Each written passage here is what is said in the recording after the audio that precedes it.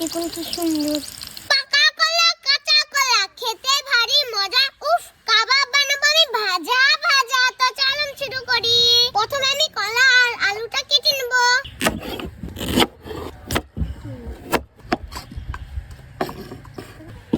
Fry pan বসিয়ে দিচ্ছি, চুলা জ্বালিয়ে দিচ্ছি, পানি দিয়ে দিচ্ছি।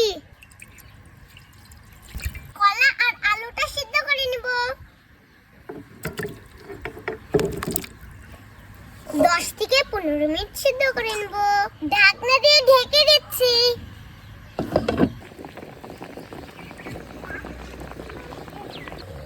আমার কলা আলু সিদ্ধ হয়ে গেছে, তো এবার নামিয়ে নেব।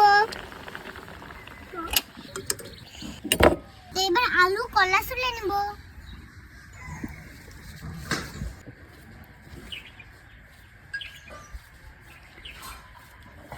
এবার আলু কলাগুলো হাতে সহজে চেটে নেব।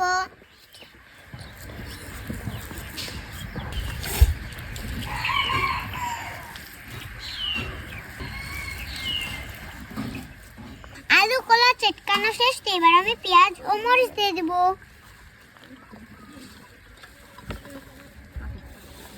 পেঁয়াজ কুচি দিয়ে দিচ্ছি, আদা বাটা দিয়ে দিচ্ছি, রসুন বাটা দিয়ে দিচ্ছি, মরিচের গুঁড়া, হলুদের গুঁড়া, স্বাদ মতো লবণ।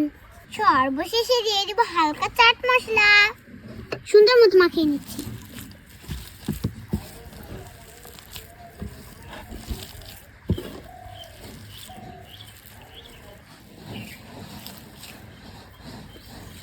মাখানো শেষ। এই যে এরকম এইভাবে সবগুলো বানিয়ে নিব।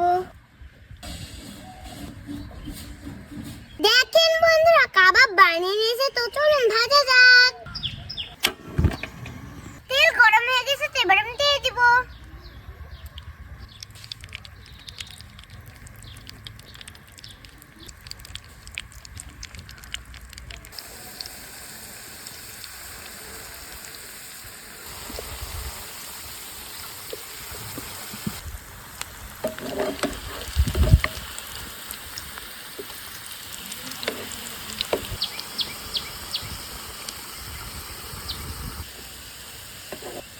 কলার কাবাব হয়ে গেছে, তো এবার আমি নামিয়ে নিব।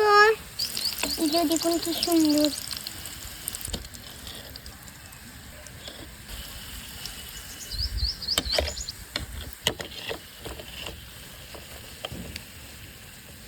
হয়ে গেল আমার কলার কাবাব। তো চলুন দেখি খেতে কতটা মজা হয়।